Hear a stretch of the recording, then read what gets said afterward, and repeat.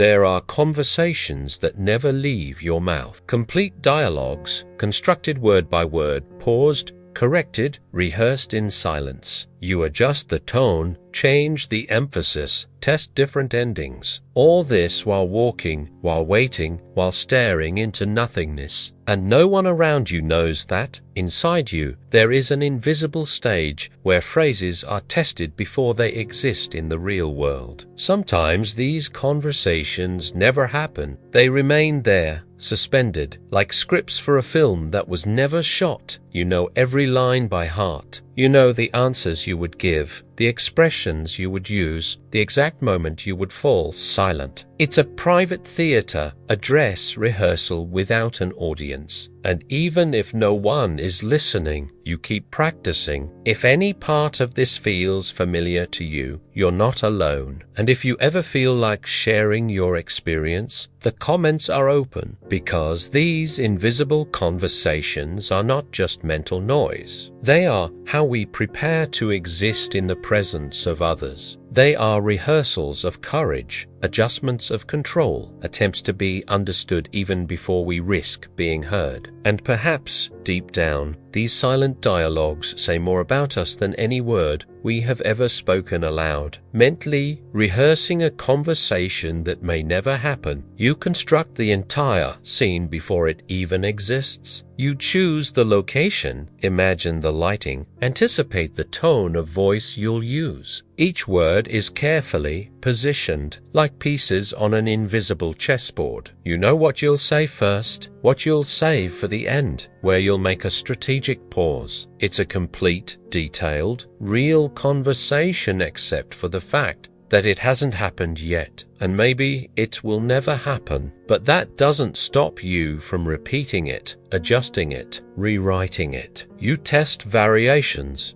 change the beginning, soften the middle, strengthen the ending. Sometimes the conversation evolves so much in your head that, when the real moment arrives, you no longer know which version to use, or worse, the moment never comes, and the dialogue remains stored there, complete and untouched, like a letter you wrote but never sent. There's something comforting about that. In these mental rehearsals, you have complete control. No one interrupts you, no one reacts unexpectedly, no one changes the course of the conversation. You are the author, actor, and spectator all at once. And as long as the conversation remains only in your head, it can be perfect. But there's also a silent wait, because the more you rehearse, the harder it becomes to take that first real step. The words have been said so many times internally that repeating them aloud feels risky, exposed, vulnerable. And so you postpone it, you rehearse again, you adjust another detail, waiting for the right moment, which might just be another name for the fear that the real conversation will never be as good as the imagined one. Adjusting phrases in your head to appear calmer than you feel. Inside, there's turmoil, racing thoughts, conflicting emotions are not tightening in your chest. But on the outside, you need to appear calm, so you edit. Mentally, you rewrite each sentence before releasing it into the world. You remove the urgency from the tone, soften the edges of the words. Choose synonyms that don't reveal how much you truly care. It's a work of emotional translation. What you feel can't be said exactly as it is. It needs to be filtered, calibrated, presented in a more digestible version. You replace "I need" with "it would be nice if." You swap "this hurt me" for "I found it a little strange." Each adjustment is a layer of protection, a way of being vulnerable without seeming fragile. Un dit tout work. The sentence comes out balanced, measured, almost neutral. No one notices the storm you held back before opening your mouth, but you know. You've heard all the previous versions, the rawest, the most honest, the ones that revealed too much. They got stuck in your throat, replaced by something safer. The problem is that over time, you start to wonder if anyone really knows you, because what comes out of you is always the edited, polished, controlled version, and the person who lives inside the one who feels everything intensely before translating it into something acceptable. That person remains invisible, seen only by you in the background of every conversation that seems so naturally calm. Imagining perfect answers after the moment has already passed. The conversation ended hours ago, but in your head it's still happening. En légitime what to say. The words come out clear, sharp, at the right moment. You respond precisely, calmly, with the phrase that was missing when you were face to face with the person. Now, alone, you finally win the dialogue, but it's too late. The real moment has already passed. The other person has moved on, unaware that you're still there, rewriting the scene, adjusting your performance. You replay the conversation backward, identifying where everything went wrong, where you stuttered, where you accepted something you shouldn't have, and then you redo it, line by line, until the mental version finally sounds the way you wanted it to. There's a strange satisfaction in that, as if by imagining the perfect answer, you somehow correct the past. You didn't say it aloud, but you said it to yourself, and that's a relief, even if no one else heard. It's a kind of private justice, a retroactive victory that only exists within you. But there's also an echo of frustration, because you know that if the situation repeats itself, you'll probably freeze up again. The perfect answer will appear hours later when it's no longer useful, and you'll be there, alone, rewriting dialogues that are already over, winning conversations you've already lost, being eloquent only in the silence that follows, creating silent dialogues to avoid real conflicts. You know what needs to be said. You know the conversation you should have, the confrontation that's pending, the truth that's stuck in your throat. But instead of saying it, you simulate it. You create the entire dialogue in your head, test every possible reaction, anticipate every objection, and in the end, you decide that maybe it's better to leave it as it is, because in mental rehearsals, you see everything that could go wrong, the other person's voice rising, the misunderstanding expanding, the atmosphere becoming too tense to reverse. You imagine the expression on their face, the words they might throw back, the moment when everything spirals out of control, and then you back down. You hold back what you were going to say. You transform the real conflict into an internal dialogue that only you witness. It's a form of protection. If the conversation stays only in your head, nothing bad can really happen. There are no slammed doors, no awkward silences, no risk of losing someone. You solve the problem alone, internally, without needing to expose what you really feel. It's safer that way, more contrôlable silence, because these unresolved dialogues accumulate. They remain there, in layers, conversations that never had a chance to exist. En deux victimes, you realize you're becoming increasingly distant from people, not because they've changed, but because you decided to resolve everything alone, silently, without giving them a chance to participate. The conflict was avoided, but along with it, the possibility of truly being seen, repeating the same mental scene, hoping that this time it will sound different. You go back to that conversation again, the same one you've revisited 10, 15, maybe 50 times. But you promise you should sound it? You'll find the right angle, the exact intonation,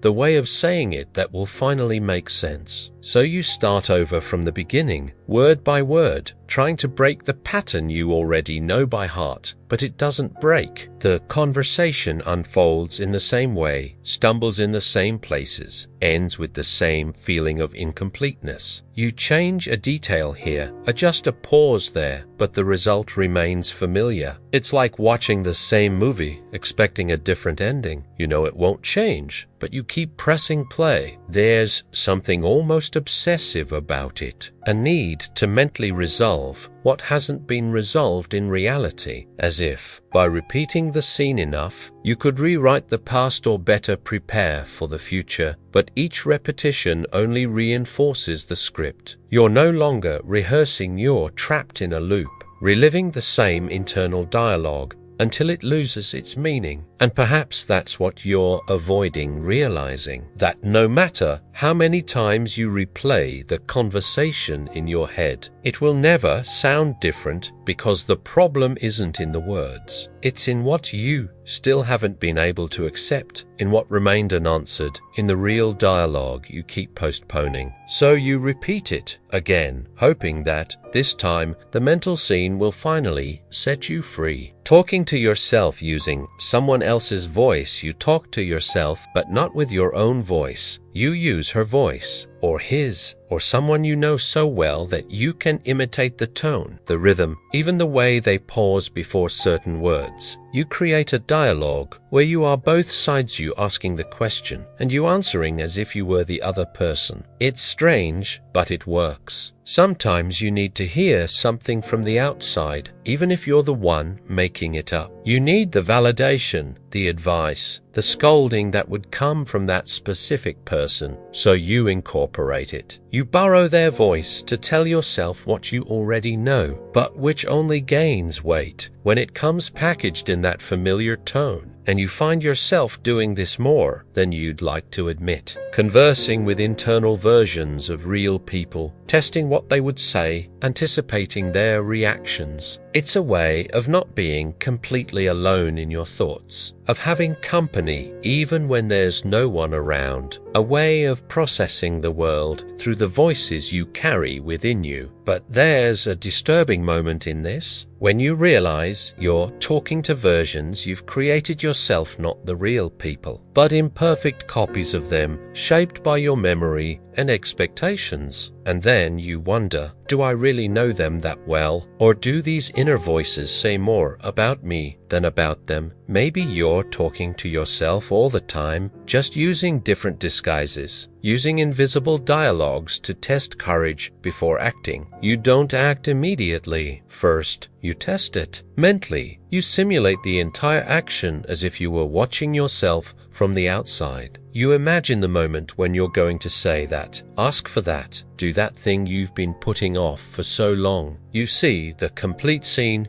your posture, your breathing, the words coming out of your mouth. It's a dress rehearsal before the premiere, and in this rehearsal, you measure your courage. You feel if your chest tightens just imagining it, if your voice trembles even in the internal dialogue, if there's an impulse to retreat before even starting. You test your emotional resilience. You calibrate how much discomfort you can endure. If in the mental version you already freeze, already give up, then the real version seems impossible. But sometimes, in those invisible dialogues, you find strength. You repeat the scene so many times that it ceases to seem so frightening. You get used to the idea, you become familiar with the fear until it diminishes. It doesn't disappear, but it diminishes. And then you feel that maybe, just maybe, you can actually do it. But there's a risk. By constantly mentally rehearsing, you might confuse rehearsal with action. You feel like you've already done it, that you've already had the courage, that you've already faced it just because you've experienced it all internally, and then you postpone it again because deep down the invisible dialogues are safer. There you can be courageous without consequences. There you act without really needing to act, mentally rewriting a sentence to alleviate regrets. There's that sentence you said, the one that came out wrong, that sounded harsher than you intended, that hurt when you only wanted to clarify, and now, alone, you rewrite it, word by word. You change the tone, soften the edges, find the version you should have used. You don't change the meaning, but you change everything. You replay the corrected scene in your head until you almost believe that's what happened. Until your memory starts to get confused what you actually said and what you should have said become mixed up, overlapping. It's a way of rewriting the past without being able to touch it. A retroactive edit that only exists in the silent space between what was and what could have been. And there's a relief in that, small but real, as if by imagining the correct version, you somehow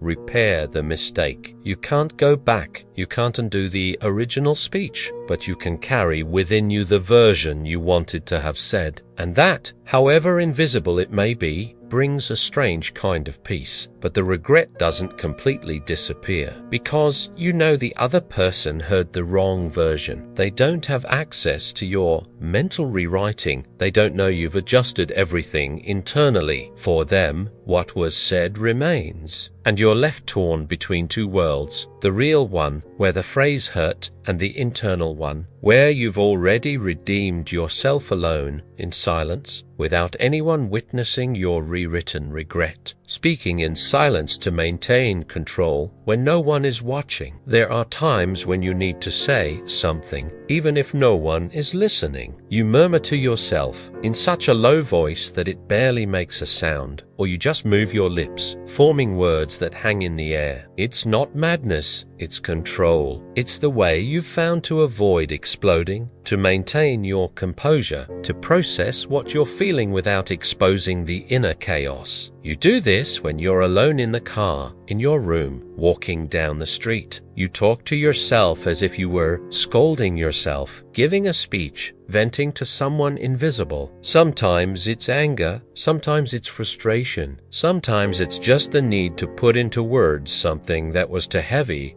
to just keep thinking about. And when it comes out, even if in silence, you feel like you've regained some order. It's a private escape valve, a place where you can be brutally honest without being judged, without needing to filter, without worrying about the impact. You say what you really think, how you really feel, without the layers of social translation. And that's enough. You don't need an audience. You just need the words to exist, even if only in the space between you and yourself. But there's something vulnerable about that too, because if someone saw you talking to yourself, murmuring low phrases, moving your lips towards nothing, they might not understand. They might find it strange, so you keep this habit a secret, as if it were something shameful to need invisible dialogues to maintain your sanity, when, in fact, it's just a human keeping these internal conversations to yourself as if they were personal secrets. No one knows how many conversations you've had with yourself, how many complete dialogues, how many rehearsals, how many rewritten versions of moments that never happened or that have already passed. They remain there, archived in an invisible part of you, like letters kept in a locked drawer. You don't talk about them, you don't mention them, not even if someone asks, because these internal conversations are private territory, revealing that you spend hours rehearsing lines, replaying scenes, talking to imaginary versions of real people. That seems like too much, as if you were admitting that you're not as spontaneous as you seem, that every word spoken in public was tested beforehand in silence. So you protect what goes on behind the scenes. You let people see only the final result, never the process. And there's power in that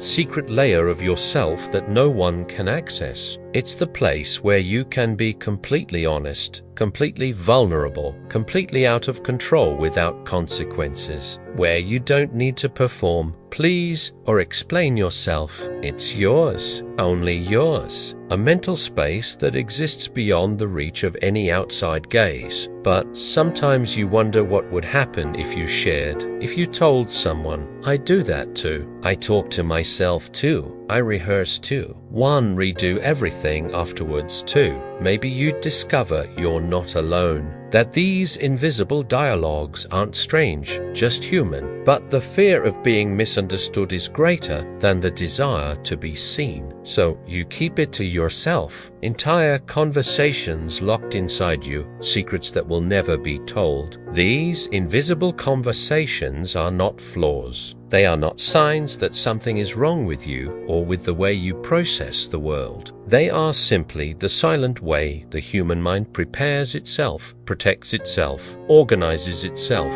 They are rehearsals for existence, internal adjustments before facing the external world. And everyone does this in some way to some degree. Perhaps you've never admitted it out loud. Perhaps you thought you were the only one who rewrote dialogues, who mentally tested your courage, who spoke to yourself in silence. But the truth is that these internal backstage experiences are universal. They happen to everyone in the spaces between one sentence and another, in moments when no one is paying attention. They are the invisible part of being human. And recognizing this, that you're not alone in these secret dialogues, is already a relief, because it means you don't have to carry these mental rehearsals as if they were something shameful. They're simply how you navigate the complexity of existing between what you feel and what you can say, between what you'd like to do and what you can achieve, between who you are inside and who you show on the outside. If you've made it this far, perhaps you've recognized something of yourself in these invisible pages. And if you want to continue exploring these silent behaviors that we all experience but rarely admit, subscribe to the channel, because there's still much to observe about what happens inside us when no one is watching.